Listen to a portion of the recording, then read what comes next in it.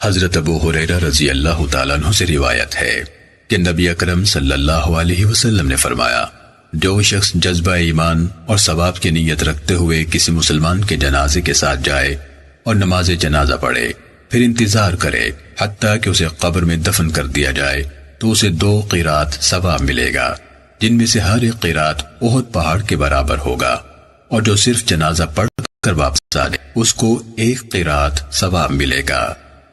سنن نسائی حدیث نمبر 5035۔ حضرت سالم کے والد محترم حضرت ابن عمر رضی اللہ تعالیٰ عنہ سے روایت ہے کہ رسول اللہ صلی اللہ علیہ وسلم ایک آدمی کے پاس سے گزرے جو اپنے بھائی کو زیادہ حیا کرنے کی وجہ سے ڈانٹ رہا تھا۔ آپ صلی اللہ علیہ وسلم نے فرمایا، رہنے دے، حیا ایمان کا حصہ ہے۔ سنن نسائی حدیث نمبر 5036۔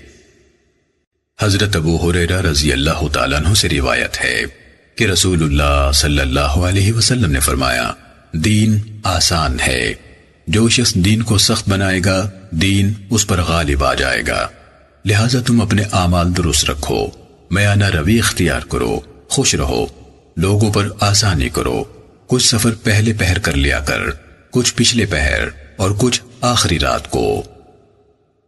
سنن نسائی حدیث نمبر 5037۔